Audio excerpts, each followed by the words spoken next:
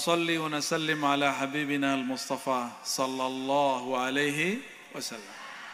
Semua syukur, semua ibadah tidak diangkat kehadiran Allah kecuali dengan bersalawat kepada Sayyidina Muhammad sallallahu alaihi wasallam. Kalau pemegang kunci berarti pemilik sorga, bukan? Pemilik, apa kata Allah tentang Muhammad? Engkau itu rahmatku, wahai Muhammad, rahmat bagi alam, rahmatan lil alamin. Lalu dalam hadis qudsi Allah berkalam kepada surga, ya jannah ayyatuhal jannah, wahai surga, biki arham ibadi, denganmu, melaluimu aku merahmati, menyayangi hamba-hambaku. Maka rahmat surga, Nabi Muhammad bawa rahmat, maka kunci rahmatnya dipegang sama siapa? Apa kata beliau? Biyadi mafatihul jannah, di tanganku ada kunci surga, kuncinya banyak.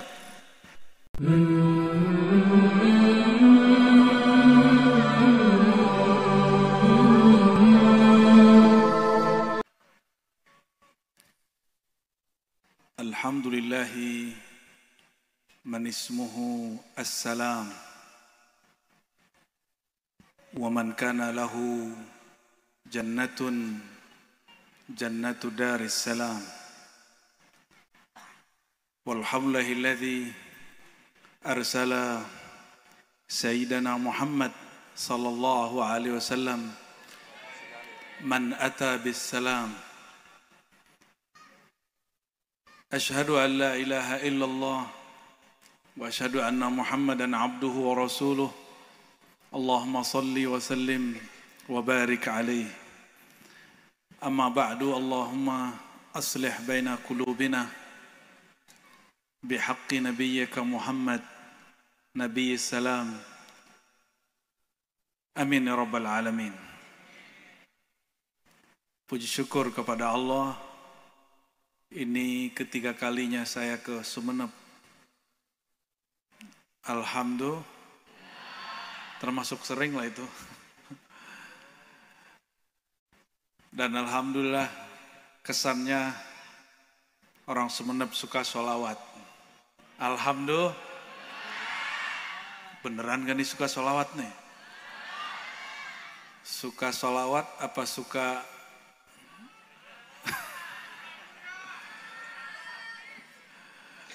lanjutin? Siap sholawat, maka nanti semoga kepolisian punya pasukan sholawat. Dimulai dari Sumeneb kayaknya nih. Wa nusalli wa nasallim ala habibina al-Mustafa sallallahu alaihi wasallam.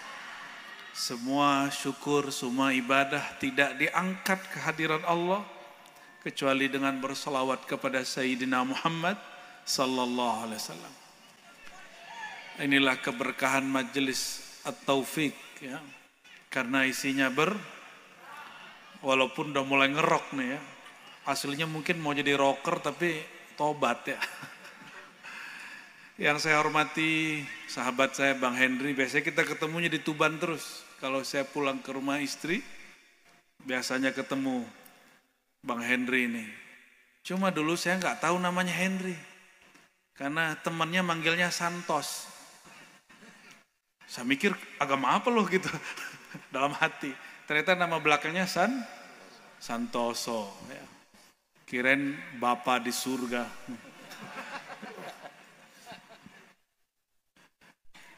Dan juga pimpinan At-Taufiq, Gus Fauzan. Ya. Barakallahu fikum. Dan yang paling khusus semua yang hadir malam ini, semoga semuanya dipandang kalbunya oleh Allah Subhanahu wa taala, ditatap oleh Sayyidina Muhammad khairul bariyah. Kalau di Madura khairul bariyah itu perempuan apa laki? Perempuan. Ada cowok namanya khairul bariyah enggak? Enggak ada ya? Disunat 2 kali ya. Khairul bariyah itu siapa? Siapa khairul bariyah? istriku gitu ya. Khairul sebaik-baik bariyah makhluk manusia.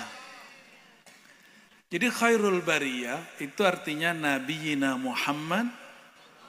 Gimana tadi syairnya? Khairul bariyah nazra, tolong tataplah aku wahai manusia terbaik. Jadi kita sama Rasulullah itu bermanja-manja.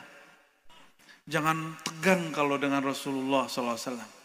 Ya, jangan cuma kalau lagi ada hajat datang ke Nabi, sholawat. Jangan begitu. Sama Nabi itu bermanja-manja. Jangan cuma lagi ada hajat kebutuhan datang ke Nabi. Itu namanya modus. Sholawat al-modusiyah. Ya, ijazahnya hari ini banyak. Sholawat begitu. Lagi ada hajat, sholawat. Bang Henry nih. Ada temen. Hanya nelfon kalau lagi ada hajat. Pas buka, hadiah lagi nih. Pasti mau ngutang nih gitu ya. Tapi siapapun man laza bi Rasulillah, siapa yang meminta dengan hak, dengan tawassul kepada Sayyidina Muhammad, itu pasti mustajab.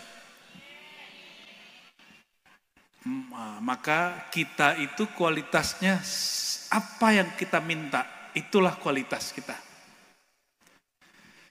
Para kiai, para ulama, umara, semua semoga Allah berkahi beliau-beliau ini tanpa menyebutkan satu persatu. Ini pertama kali atau keberapa kali Polres buat majelis? Tuh, sering-sering nih Bang Henry nih. Kepemimpinan Bang, ada keris-keris juga dulu ya? Ya, emang orangnya aneh sih dia. Kalau jadi kiai kan cocok, Kiai Henry kan gak cocok. Tapi kalau jadi kombes, brigjen cocok kan? Amin. Yang ngomong amin istrinya. Itu kopiah tinggi bener, setinggi Monas. Nyundul aras, amin. Alhamdulillah.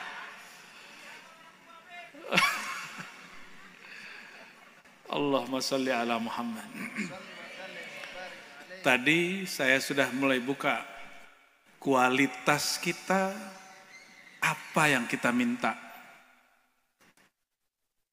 Kualitas kita, jadi cek aja nih orang sholawat apa yang diminta. Kalau dia abna'ud dunya, cinta dunia, maka yang diminta dunia. Kalau orang abna'ul akhirah, yang dia minta akhirat. Kalau dia ahlullah, yang dia minta al-qurbu ilallah, kedekatan kepada Allah. Ada sebuah hadis yang sudah dihafal banyak kiai, tapi pasti yang hadir gak hafal semua. Yang hafal siapa? Para kiai.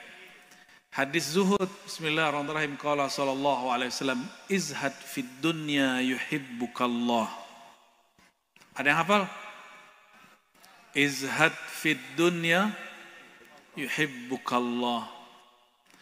Izhad, zuhudlah terhadap dunia, di dalam dunia. Jadi terjemahan kita ternyata kurang pas. Selama ini terjemahan kita dari dunia. Padahal lafaznya fit, izhad fid dunya. Zuhudlah kamu dalam hidupmu di dunia. Berarti orang zuhud gak boleh ninggalin dunia. Apa arti zuhud? Hah? Apa arti zuhud? Miskin, kismin. Bukan, zuhud itu enggak begitu. Zuhud itu ikhraj hubbid dunya anil qalb. Mentalak 3 dunia. Kalau talak 3 masih bisa balik gak? Bisa, tahlil dulu. Talak 3 terhadap dunia, tapi di kalbu. Maksudnya apa? Makan, niatnya bukan mau kenyang. Orang makan niat mau kenyang itu nggak zuhud. Makan itu niatnya biar kuat ibadah. Udah begitu belum niat makan? Jangan-jangan makan niatnya biar kuat kawin ini. Ya, sekarang orang buat podcast, makanan penguat libido. Tapi nggak ada orang ngomong, makanan menguatkan rohani. Nggak ada orang ngomong begitu. Ayo, yang makan niatnya apa nak makan? Mau sehat? Ya. Coba mulai malam ini atau besok pagi, makan itu niatnya taqarruban ilallah. Mendekatkan diri kepada Allah. Cobain, nanti hidupnya lebih nikmat. Orang kalau makan niatnya mendekatkan diri kepada Allah, maka nanti dia kerja, termasuk ngantor, politik, jadi wakil rakyat, jadi pemimpin, niatnya mendekatkan diri kepada Allah. Tapi beneran gak tuh ntar? Calon-calon galau ini ya. Sudah muncul calon belum di Sumeneb? Udah ada baliho? Belum penetapan. Jangan-jangan Gus lagi balihonya. Ada ya? Sudah muncul? Oh belum, lagi hot emang di sono ya. Politik itu mirip-mirip kayak ibu-ibu. Bisa berubah dalam 1 detik. Ya, dan sangat masuk ke perasaan kita gitu. Makanya kalau orang berpolitik gampang sensitif. Seperti ibu lagi dapat. Betul nggak? Enggak juga betul-betulin aja ya. Sepakat. Oh itu kayak pengalaman tuh yang di belakang. Kalau ibadah nggak boleh ria, tapi kalau politik emang harus ria. Bahasa kerennya pencitraan. Pencitraan itu boleh. Kata Imam Al-Barkawi, ar-riya fi umrid dunya jaiz. Pencitraan bab dunia boleh. Yang nggak boleh mencitrakan soleh untuk kepentingan dunia, itu nggak boleh. Saya perlu dapat sesuatu dalam duniawi, lalu kita gunakan simbol-simbol akhirat, itu yang nggak boleh. Biar kepilih jadi wakil rakyat, maksain haji, biar depannya ada haknya. Hak itu kan 2 ya, Habib apa haji gitu ya.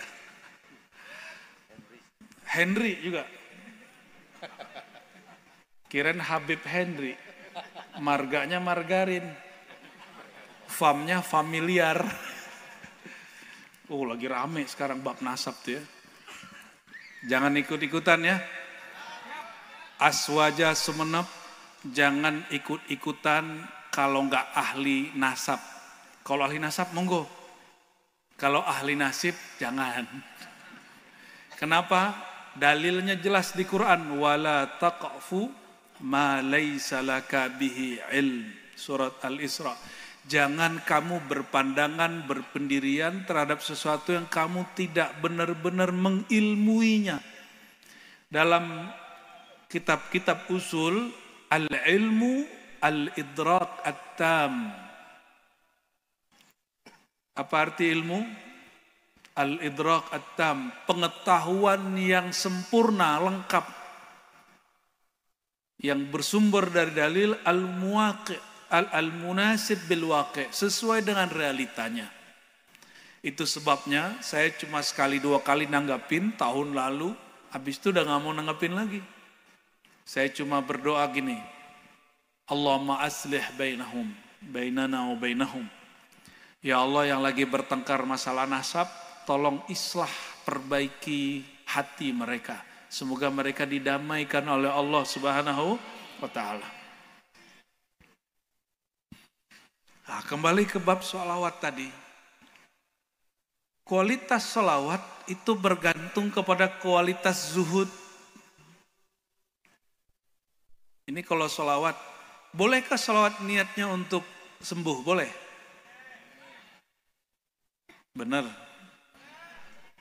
Bener. Innamal a'malu binniyat loh. Ini perlu saya luruskan ya. Niat itu di kolbu. Kolbu itu hanya untuk Allah. Apa kalimatnya?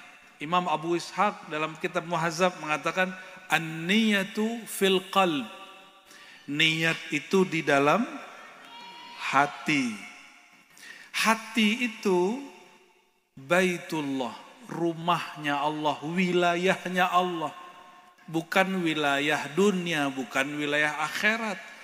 Maka orang yang berniat bukan untuk Allah pasti kecewa. Maka ada yang disebut niat maksud, ada yang disebut fawaid, manfaat, barokah. Barokah sholawat bisa menyehatkan badan, tapi niat sholawat bukan menyehatkan badan. Paham? Berkah sholawat bisa terpilih jadi wakil rakyat, tapi niat sholawat bukan pengen, ya, paham? Niat sholawat hanya mendekatkan diri kepada Allah, dapat syafaat baginda Rasulullah, tapi berkah sholawat bisa naik pangkat. Bisa bedain? Kalau jalan-jalan dari Sumeneb ke kepulauan, pulau terdekat sini apa namanya? Yang katanya oksigen yang bagus. Itu tuh. Kalau kita ke sana, niat kita ke pulau itu, terus kita ngelihat pulau yang lain. Pulaunya bagus, pemandangannya bagus, itu namanya berkah. Manfaat. Tujuannya jangan lupa, tujuannya ke pulau A. Orang banyak berhenti pada manfaat, dia meninggalkan maksud tujuan aslinya. Jadi bolehkah orang ingin mendapat keberkahan sembuh dengan sholawat? Boleh. Tapi niat sholawat bukan mau. Sudah bisa bedain? Wah, alhamdulillah. Pengajiannya cukup kalau gitu.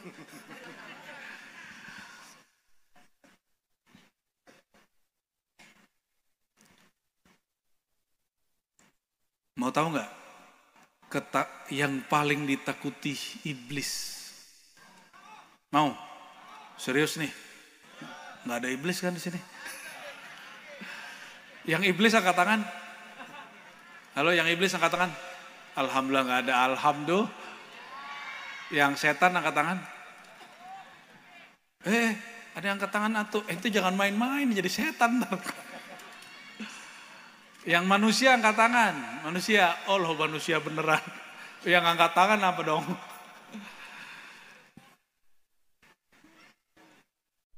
Yang paling gak disuka oleh iblis itu cuma satu.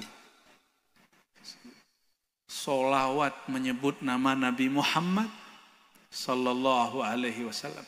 Maka syaitan itu akan mengalihkan orang kalau sholawat supaya gak ingat Nabi Muhammad Sallallahu Alaihi Wasallam. Jadi hati-hati. Ya. Kajian-kajian sholawat kita mesti sesuai dengan maksud Nabi Muhammad Sallallahu Alaihi Wasallam. Kalau ingin sembuh, nggak perlu pakai sholawat. Panggil nama Nabi Muhammad, itu sahabat Nabi banyak kesembuh. Nggak perlu Allahumma sholli ala Muhammad. Cukup panggil ya Sayyidana ya Muhammad. Itu bisa sembuh. Kalau yakin. Masalahnya, situ yakin nggak? Nah, karena kurang yakin, ulama kita, Imam Syazili dapat ilham, namanya sholawat tibbil qulub. Allahumma salli ala Sayyidina Muhammad tibbil qulub wa dawaiha wa afiyatil abdani. Itu mengajarkan muridnya, pengikutnya sampai sekarang, bahwa menyebut nama Muhammad Sallallahu Alaihi Wasallam menyembuhkan hati. Ada yang hatinya terluka nggak? Cowok terluka apa melukai? Ini orang-orang terluka nih. Yang melukai itu ya? Kita kasih hukuman. Suluh sholawat 1001 gitu. Di Quran ada yang disebut fi qulubihim maradun.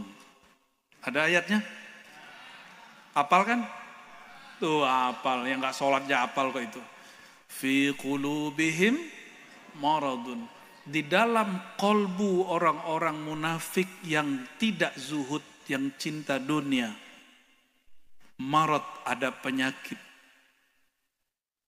Itu sembuhnya pakai apa?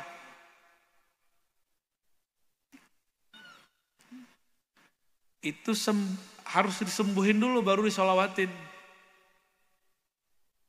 Enggak cukup zikir, dia mesti berilmu dulu. Fa'lam annahu la ilaha illallah, berilmu dulu. Nih perhatiin, ada orang pemarah tobat. Kalau bahasa lagi di sosial media, hijrah. Tahu hijrah enggak? Akhi-akhi hijrah. Ukhti-ukhti. Dia pemarah hijrah. Tapi tidak dihijrahkan marahnya.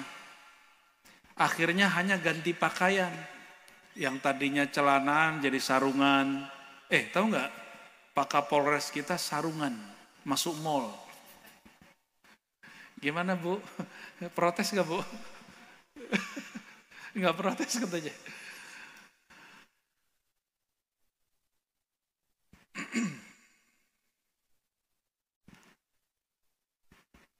Fi qulubihim, di kolbu mereka ada penyakit. Ternyata penyakit itu bukan hanya fisik. Saya mau tanya, ada yang kuliah kedokteran gak ini? Main dokter-dokteran pernah? Kalian lagi nih orangnya. Modus bener ya. Sholawat modus. Main dokter-dokteran modus. Zikir modus. Lama-lama jadi kudus. Kudus bukan bahasa sini ya, bahasa Jawa ya. Fulus. Emang ente otaknya fulus. Allahumma sholli ala Muhammad. Udah ada belum kampus dokter kolbu? Udah ada belum? Nggak ada. Nggak ada. Apa di Sumeneb ada? Kalau ya saya mau masuk.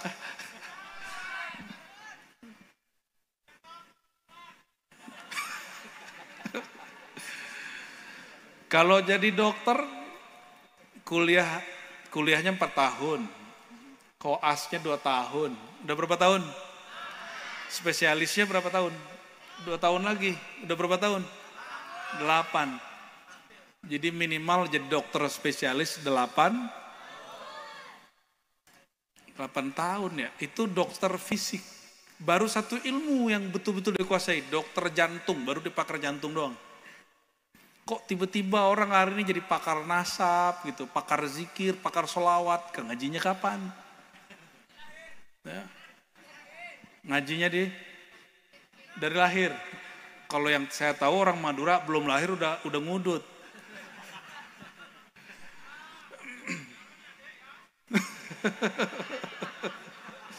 Allahumma sholli ala Muhammad. Jadi yang menyembuhkan kolbu, dokternya mesti dokter kolbu. Dokter kolbu, jika dokter fisik spesialis, satu spesial mesti belajar 8 tahun, bayangkan. Dia kalau ngambil spesialis 2 tahun lagi, 2 tahun begitu. Kenapa kemudian orang belajar agama nggak sembuh-sembuh kolbunya? Karena dia baru mengganti pakaiannya, belum mengobati Nih perhatikan, hijrah udah ganti pakaian. Tadinya nggak punya jenggot, udah berjenggot. Ya, ini punya jenggot nggak? Nggak punya ya? Aduh, cowok nggak punya jenggot. Jangan-jangan ini.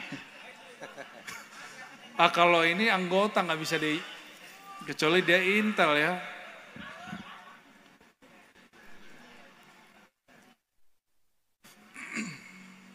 Jadi banyak yang ganti penampilan tapi belum ganti kolbu.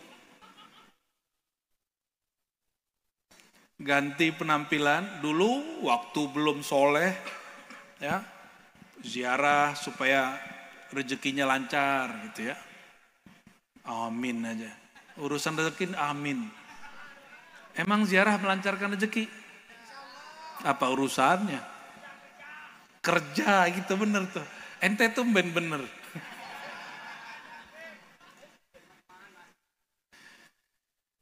Kalau orang cuma hijrah kolbu, cuma hijrah pakaian, itu nanti kolbunya, emosinya masih sama. Bedanya, sekarang kalau marah pakai ayat. Mana dalilnya? Gitu. Begitu sekarang. Atau kalau lagi masalah pemilihan, ya, yang beda dengan saya, maka bukan murid saya, kata kiai. Ada yang begitu nggak? Waduh, gawat itu. Jadi murid 8 tahun, 6 tahun. Pilkada sekali 5 tahun. Batal jadi murid.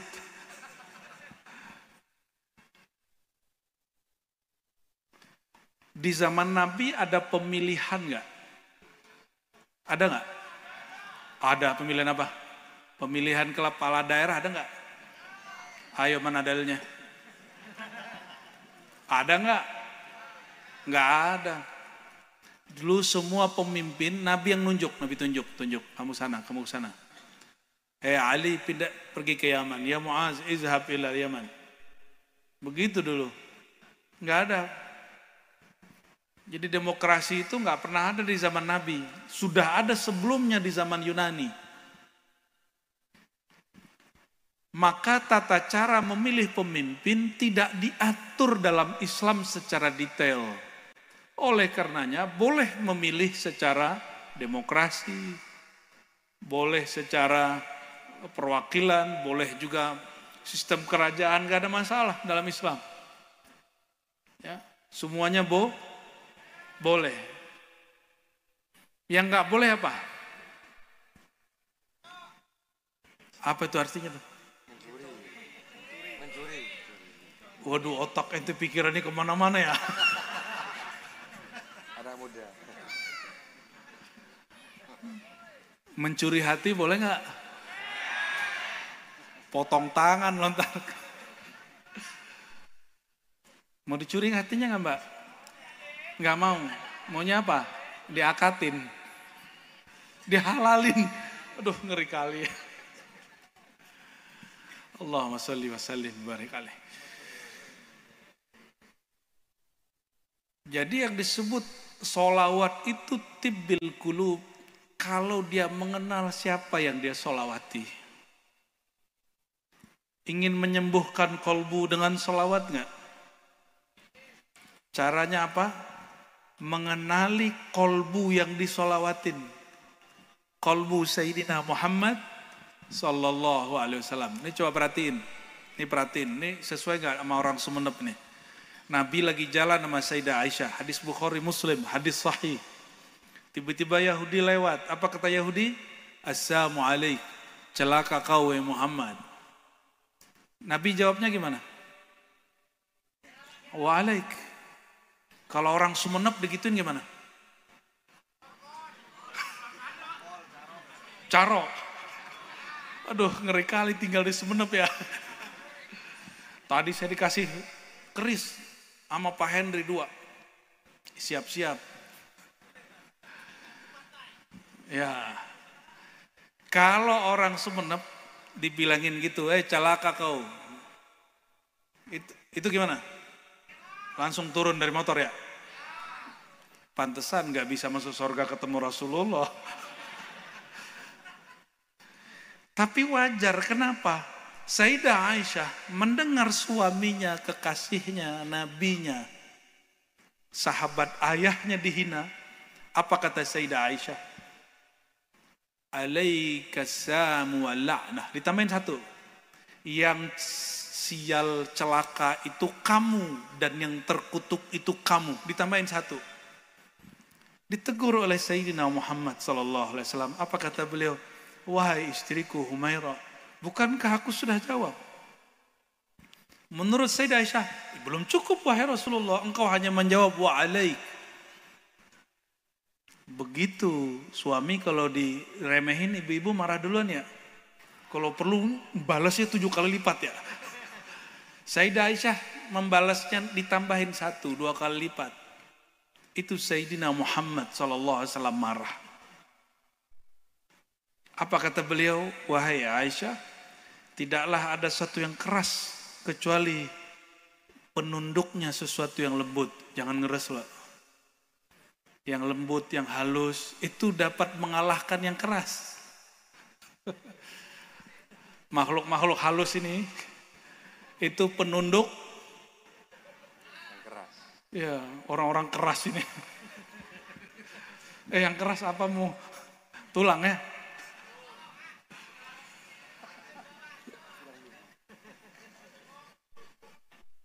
Tobat mas, tobat.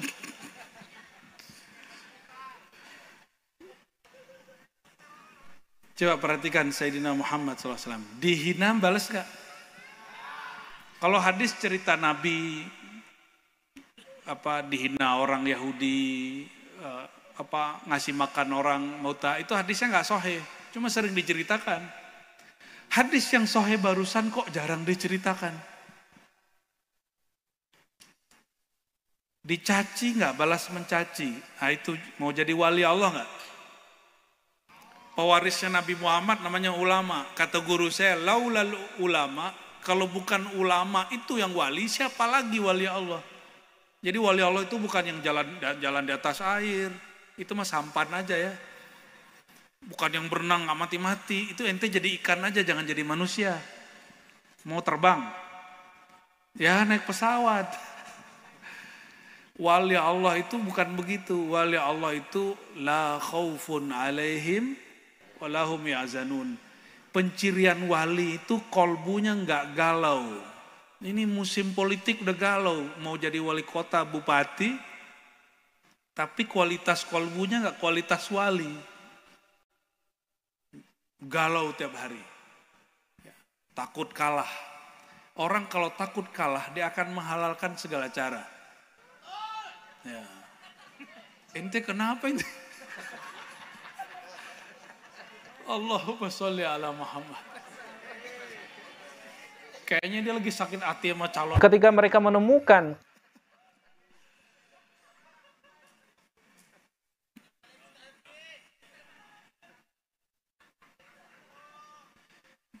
Jadi jika ingin sholawat menyembuhkan kolbu dari penyakit-penyakit, fal ta'rif al-musalla alaih.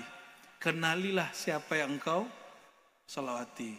Ini mumpung sebentar lagi bulan Maulid, semoga majelis-majelis sibuk menceritakan akhlak Nabi Muhammad sallallahu alaihi wasallam. Ciri-ciri cinta seseorang sering disebut-sebut namanya, benar? Kalau lagi jatuh cinta sering nyebut nama enggak? Benar ya. Seandainya Nabi Muhammad itu boleh digambarkan, itu gambarnya paling sempurna. Masalahnya ulama kita melarang untuk menggambar Sayyidina Muhammad sallallahu alaihi wasallam. Terlalu kecil untuk digambarkan. Beliau sangat sempurna. Ini contoh gini. Ini Kiai Gus ini ganteng gak? Yang bilang cowok saya curiga. Neng, ini cakep gak Kiai kita? Ini alamat ini Kiai. Iya suami orang. Iya bukan suami jin.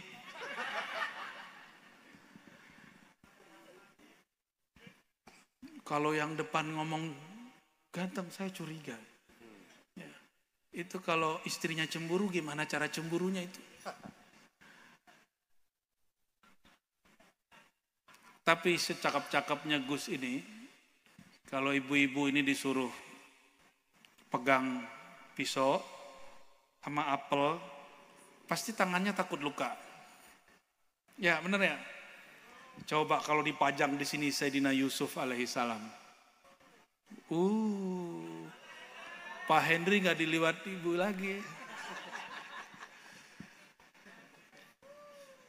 Perempuan tercantik yang paling mirip dengan Sayyidatuna Hawa zaman itu namanya Zulaikha. Zulaikha itu punya 5 nama dalam riwayat itu. Dia digosipkan oleh ibu-ibu sosialita. Apa kata ibu-ibu di Mesir? Masa istri menteri kecantol sama anak angkatnya sendiri?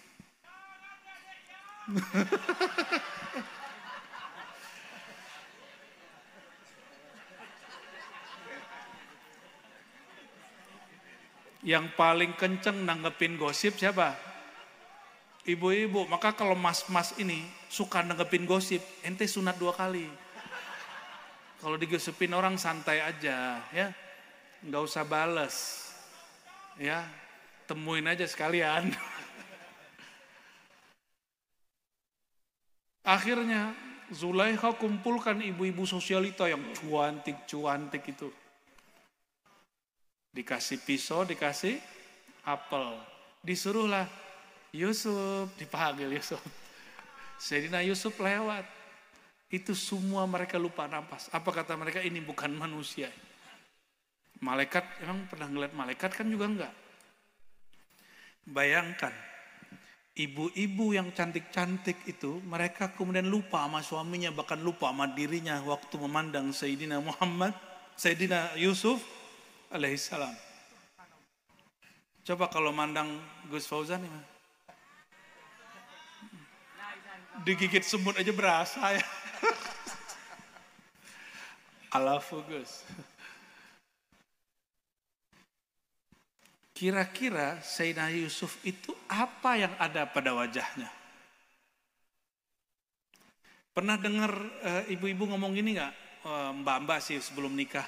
Mas, yang penting sama kamu, walaupun hidup susah gitu ya. Itu dia kena rapalan Yusufiah itu. Kena apa namanya? Pengasihan ya? Bukan ya. Apakah Sayyidina Yusuf baca sesuatu waktu lewat? Enggak. Memang wajah beliau itu sangat indah, tampan sekali. Jangankan perempuan, laki-laki pun susah napas ngeliat wajah beliau. Sayyidina Yusuf, ada namanya Yusuf nggak? Ya, coba lihat mukanya. Ente Yusuf. Aduh, malu-maluin Yusuf.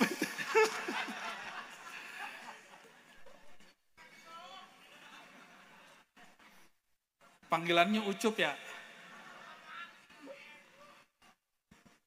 Saya sering bacakan hadis ini. Apa kata Sayyidina Muhammad sallallahu alaihi wasallam? Jamalu Yusuf nisfu jamali. Tampannya Yusuf itu separuh tampan aku, kata Sayyidina Muhammad sallallahu alaihi wasallam. Coba bayangin kalau ibu-ibu ngeliat Nabi Muhammad. Aduh. Apa beda tampannya Sayyidina Yusuf dengan tampan Sayyidina Muhammad sallallahu alaihi wasallam? Tampan Sayyidina Yusuf dizohirkan Allah pada wajah.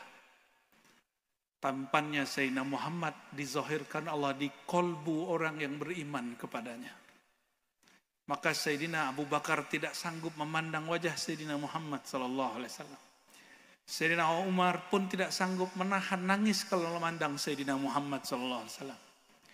Sayyidina Anas berkhidmat kepada beliau khadam Sayyidina Muhammad 10 tahun dan dia nggak sanggup memandang wajah Sayyidina Muhammad sallallahu alaihi wasallam. Nggak kuat. Maka ketika Sayyidina Anas sudah mulai tua, Nabi Muhammad sudah wafat, datang muridnya Thabit Al-Bunani. Siapa nama muridnya? Kata Sayyidina Thabit Al-Bunani, kawan Sayyidina Al-Hasan Al-Basri. Ya Anas, wahai Anas, mana mata yang dulu memandang Sayyidina Muhammad sallallahu alaihi wasallam? Kata Sayyidina Anas, ini mataku.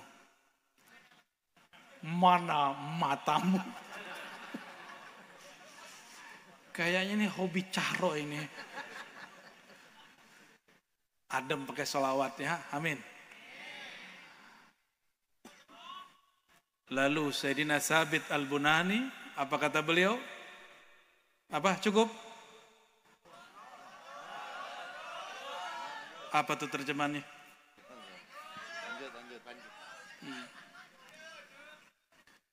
Kata Sayyidina Sabit Al-Bunani, wahai Sayyidina Anas, izinkan aku mencium mata yang memandang Sayyidina Muhammad sallallahu alaihi wasallam. Ada sebuah hadis, tuba liman ra'ani wa amana bi. Mendapatkan pohon tuba di surga orang yang memandangku dan beriman kepadaku. Lalu ada hadis kedua, man safahani dakhala jannah wa man safaha man safahani dakhala jannah. Orang yang bersalaman denganku atau bersalaman dengan orang yang bersalaman denganku masuk surga. Maka Imam Sabit Al-Bunani dia ambil tangan gurunya Sayyidina Anas, dia cium tangannya, dia cium matanya. Kenapa? Dalilnya tadi, yang memegang mencium tangan, orang yang mencium tangan Sayyidina Muhammad sallallahu alaihi wasallam masuk surga. Maka kalau ketemu kiai, kiainya sehat, tangannya dicium. Semoga kita ditarik masuk surga. Amin ya Rabbal. Udahan nih. Salawat dulu kita. Habis itu baru lanjut. Ayo salawat dulu. Arihna bis salah. Apa artinya? Wahai baginda, tariklah tanganku. Itu kalimat berkesan karena dulu saya pernah anti sholawat. Karena pernah tawahabu dulu. Wahabian. Dulu benci banget sama orang baca khusbiyadi. Kenapa? Apa kata saya dulu? Nabi Muhammad udah mati, kenapa ente panggil-panggil? Ya Rasulullah, khuz biadi, wahai baginda, ambillah tanganku. Dulu kita sebut orang yang baca begini musyrik. Untung ketemunya tahun 2024 sama saya. Kalau ketemunya tahun 2004, masih ente musyrik. Tapi setelah ketemu Sadah Syamiyah, guru-guru dari negeri Syam, beliau-beliau itu yang meluruskan hati. Alhamdulillah. Orang kalau baca dengan hati, ya Rasulullah khuz biyadi, insya Allah nanti di sirat dia diselamatkan oleh Sayyidina Muhammad sallallahu alaihi wasallam. Jadi kalau baca itu iktikadkan, wahai baginda, tolong selamatkan aku menembus siratal mustaqim. Siratal mustaqim itu ada banyak riwayat tentangnya. Nah, ini cerita sholawat. Ada yang kalau di orang tua-tua dulu rambut dibelah, itu sebenarnya bukan hadis. Kalimatnya cuma begini, adaqqu minasy-sya'r.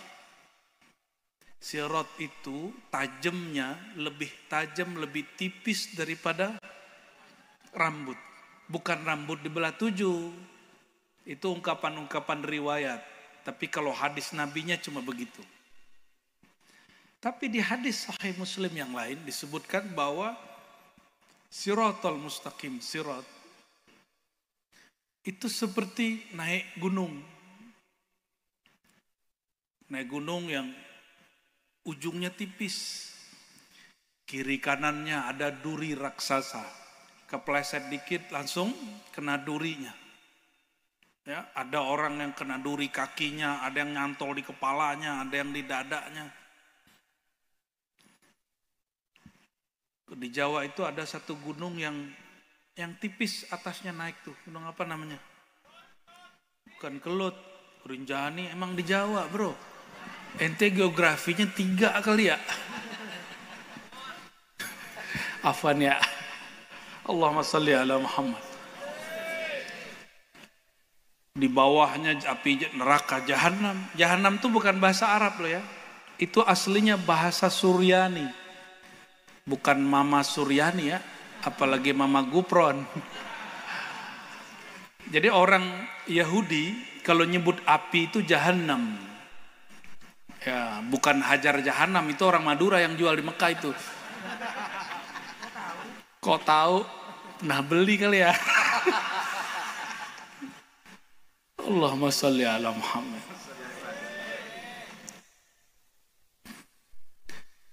Ada sebuah riwayat yang hasan, yang bagus, menyebutkan seseorang laki-laki ketika dia menaiki sirat, menempuh sirat, sampailah di suatu pendakian gitu, di akhirnya dia jatuh, tangannya udah ke bawah, badannya separuh di bawah, tahu-tahu satu tangannya masih nyangkut ke atas.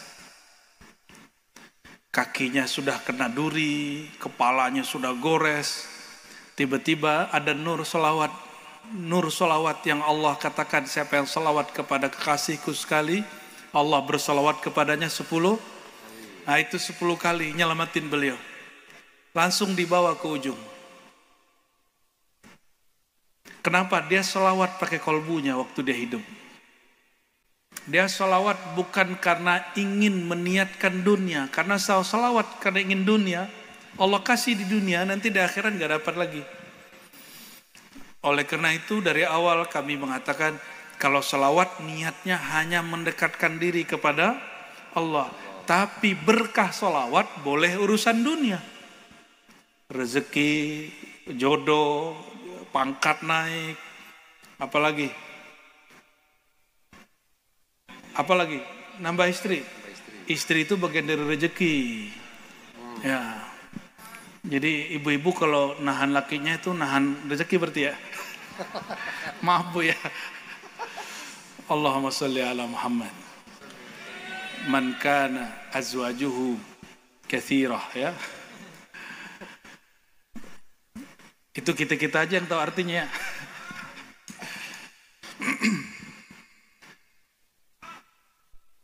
Suatu kali ada seseorang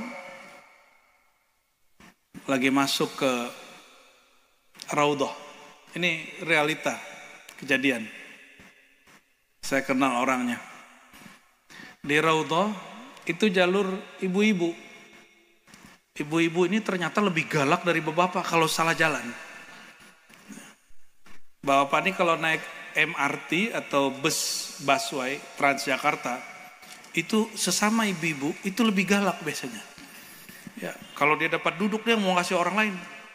Ya, lebih mantap lah. Bapak-bapak ngasih ibu-ibu, ibu-ibu nggak mau ngasih. Jadi di bagian woman area, itu lebih tegang di situ. Sama di Raudhah itu, zaman-zaman belum pakai tasrih, ada yang salah jalan. Orang kita salah jalan masuk ke Raudhah. Yang marah orang Turki yang badannya gede-gede itu. Ketika marah berulang-ulang di Raudhah dia marah. Itu orang yang lewat yang salah jalan dia cuma bilang shallu ala Muhammad. Langsung yang orang Turki sadar dia. Setannya hilang, setan marahnya pergi. Jadi setan iblis itu nggak suka orang sebut nama Nabi Muhammad SAW. Jadi nanti kalau di rumah Bang Hendri, kalau ibu lagi dapet ya, lagi marah, jangan dilayanin. Ya langsung pegang baca sholawat. Allahumma sholli ala Muhammad. Ya. Pelet terindah itu, yang paling halal nggak perlu pakai ijazah, nggak perlu pakai mahar. Pelet jangan pelet-pelet pakai mahar-mahar lah ya. Pakai sholawat. Kenapa? La yakhibu man ladha bi Rasulillah. Tidak akan ditolak, tidak akan rugi orang yang memohon dengan nama Nabi Muhammad sallallahu alaihi wasallam. Ketika Sayyidina Adam sujud 40 hari, itu enggak diterima tobatnya. Sampai Sayyidina Adam mengatakan, bihaqqi Muhammad ya Rabb faghfirli. Dengan hak Sayyidina Muhammad tolong ampuni aku. Apa kata Allah? Al-an ghafartu lak. Sekarang aku ampuni engkau.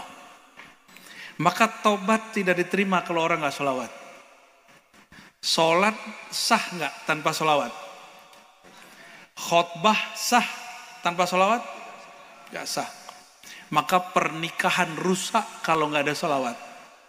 Rumah tangga rusak kalau tidak ada sholawat. Selevel Nabi Muhammad masih ada cekcok nggak sama istri? Masih ada cekcok nggak? Ada. Jangan dikira nggak ada. Pernah di Sahih Bukhari dikatakan Nabi Muhammad SAW pulang dari rumah Ummu Salamah, datang ke rumah Sayyidah Aisyah. Di rumah Sayyidah Ummu Salamah dikasih madu. Madu itu harum dan manis. Madunya Aisyah itu. Sampai di rumah Sayyidah Aisyah, apa kata Sayyidah Aisyah? Mulutmu bau.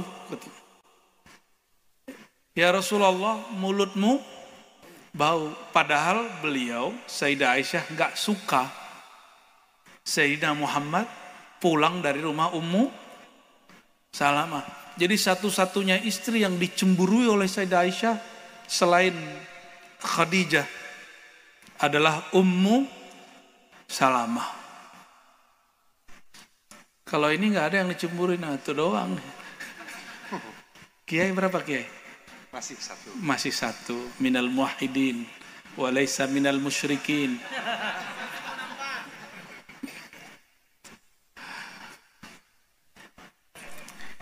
Konflik nggak Nabi sama Sayyidah Aisyah?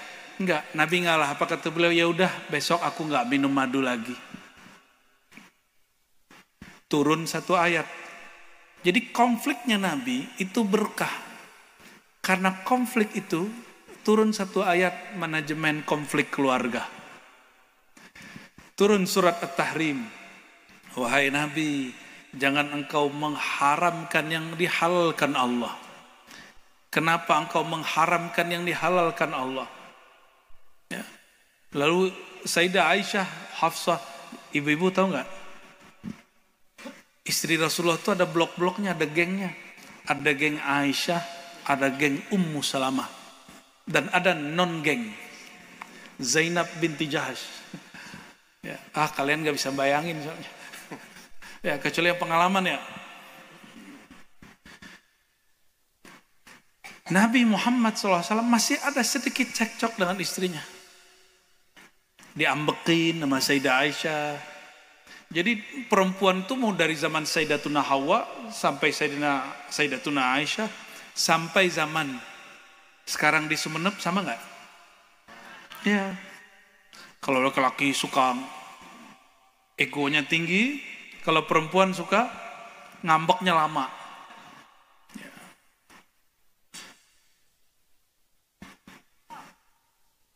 Bayangkan itu ngambekin Sayyidina Muhammad. Asbab ngambek turun ayat. Kalau ibu-ibu ngambek turunnya apa? Piring. Maka konflik Sayyidina Muhammad itu bukanlah konflik yang sayyi'ah, yang tercela. Konfliknya bawa berkah. Akhirnya laki-laki tahu cara menghadapi perempuan. Kenapa beliau mengatakan baiti jannati, rumahku, sorgaku. Betul ya? Padahal sorga kan di akhirat. Saya mau tanya, lebih mulia sorga apa Nabi Muhammad? Beneran? Beneran? Lebih mulia sorga atau Nabi Muhammad? Lebih mulia Hajar Aswad apa Nabi Muhammad? Maka orang pergi haji umroh nggak ziarah, itu haji umrohnya nggak diterima. Kalau dia punya kesempatan ya, nggak diterima. Baiti jannati, sorga itu yang megang kuncinya siapa? Kalau pemegang kunci berarti pemilik sorga bukan? Pemilik, apa kata Allah tentang Nabi Muhammad? Engkau itu rahmatku wahai Muhammad, rahmat bagi alam. Rahmatan lil alamin. Lalu dalam hadis qudsi Allah berkalam kepada surga, ya jannah, ayyatuhal jannah, wahai surga, biki arham ibadi, denganmu, melaluimu aku merahmati, menyayangi hamba-hambaku. Maka rahmat surga, Nabi Muhammad bawa rahmat, maka kunci rahmatnya dipegang sama siapa? Apa kata beliau? Biyadi mafatihul jannah, di tanganku ada kunci surga, kuncinya banyak. Ini saya mau tanya, kalau nanti mas-mas dan mbak-mbak ini masuk surga, amin. Udah ngebat masuk surga ya? Belum. Kalau nanti masuk surga, langsung masuk atau gimana? Langsung masuk? Waduh, egois bener ya. Nggak inget temen dia. Kalau Nabi Muhammad habis dibuka pintu surga, beliau nggak langsung masuk. Dia balik lagi. Dia cari umatnya. Para kiai, para mursyid, para syekh, kalau dia dibukakan pintu surga, apa kata dia, wahai Rasulullah, saya nggak mungkin masuk surga kalau istriku tidak masuk. Kalau muridku nggak masuk. Karena aku begini berkah pasanganku, berkah istri, berkah murid-murid. Maka si kiai-kiai nggak masuk langsung. Lain kalau yang barusan pengen langsung masuk tuh. Jadi orang kalau kenal Allah, bukan sorga tujuan dia. Seandainya sorga itu bukan tempat bertemu Rasulullah, tidak perlu mereka orang yang kenal Allah itu masuk surga. Seandainya di langit, bukan di langit, di sorga Firdaus tidak berjumpa dengan Allah, maka orang-orang yang kenal ahli ma'rifatullah, wali-wali Allah, mereka nggak merindukan surga. Jadi mereka rindu surga bukan karena kawin 72 bidadari, bukan karena nanti di sorga khamar halal, susu halal, boleh kawin banyak-banyak, bukan. Itu namanya sorga syahwat. Maka sorga itu ada dua, sorga syahwat, sorga ma'rifat. Waliman khafa maqama rabbih jannatan. Bagi orang yang mengenal Allah, gitu terjemahan tafsiriyahnya, maka dia dapat dua surga. Surga syahwat dapat, surga ma'rifat. Surga ma'rifat itu apa? Surga cinta, berjumpa dengan Sayyidina Muhammad Sallallahu Alaihi Wasallam. Kalau orang jumpa Sayyidina Muhammad pasti ketemu Allah. Maka merindukan surga bukan karena surganya, tapi karena di surga bertemu Sayyidina Muhammad Sallallahu Alaihi Wasallam. Itulah dalil kita kenapa kita berharap masuk surga. Ini hati-hati, beberapa orang torikot nggak minat masuk surga. Bener Gus ya? Ada beberapa orang torikot saya ketemu, apa kata dia? Gak usah harap surga, langsung Allah aja. Wah, ngeri kali itu orang.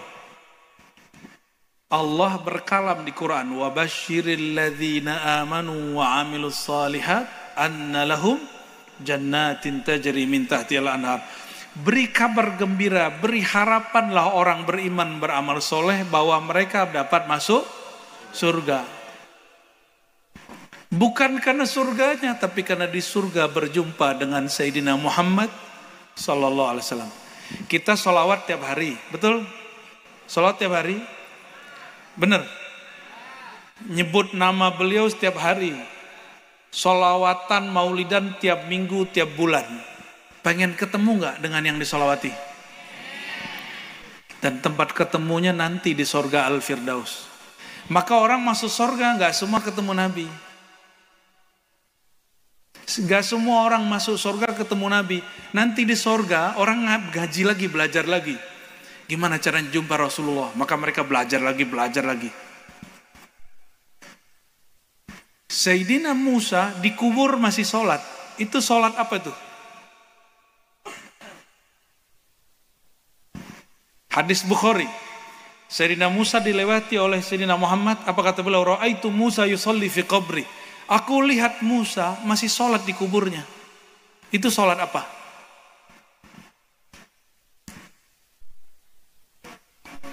Sholat cari pahala? Nggak ada. Itu sholat ingin mendekatkan diri kepada Allah Subhanahu wa ta'ala. Sholat ma'rifat namanya. Itu dalil bahwa nanti di akhirat dan alam kubur itu awalu daril akhirah, negeri akhirat pertama. Orang masih sholat, orang masih ngaji. Ini hadis terakhir yang saya mau baca malam ini ya. Hadis yang sudah masyhur sering dibaca barangkali oleh Gus Fauzan dan para kiai. Hadis Imam Tirmizi, hadisnya sahih. Idza marartum bi riyadil jannah farta'u. Jika kalian melewati kebun-kebun surga, taman-taman surga, maka petiklah, nimbrunglah. Sering dengar hadisnya? Lalu sahabat bertanya, wahai baginda, ma hiya riyadul jannah? Apa itu taman surga? Apa jawaban beliau? Hilakudz dzikr. Orang yang berkumpul berzikir bersolawat. Di dunia ada taman surga. Dunia ini bukan surga, tapi tamannya sudah ada. Kita berdoa semoga malam ini termasuk taman surga. Amin. Ya, di sorga itu tidak ada kalam laghu, ya, la laghwa fiha. Nggak ada kalimat-kalimat yang nggak bermanfaat, kalimat menyakiti nggak ada.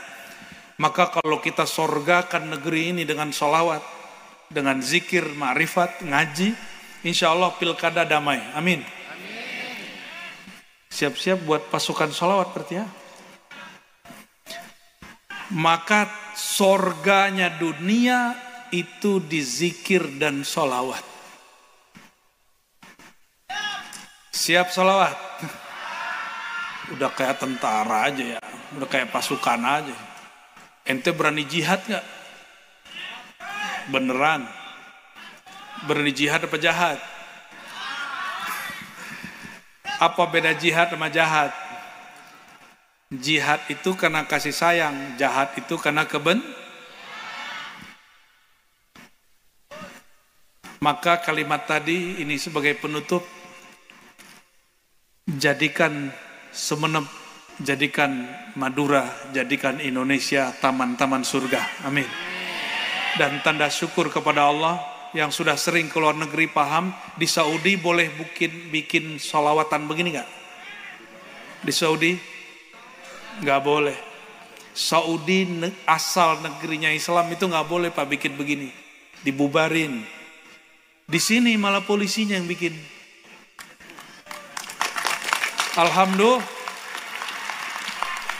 Orang Madura sholawatan depan Raudhah, samping Raudhah itu dibubarin sama askar. Di sini polisinya ikut mahal qiyam sama kita. Alhamdulillah. Udah pernah ke jiran belum? Jiran kita. Jiran kita negara apa? Apalagi? Coba bikin majelis begini, gak bisa. Kecuali izin dari sultan. Gak bisa. Tapi Brunei pas maulid itu besar, sekali setahun aja. Hanya Brunei, sekali setahun. Tapi kawan saya bikin majelis, diam-diam di apartemen. Tamat tarim, dia bikin majelis di apartemen. Gak kedengeran sama orang. Di sini, kalau ada polisi bubarin pengajian, polisinya dicaro sama orang Madura.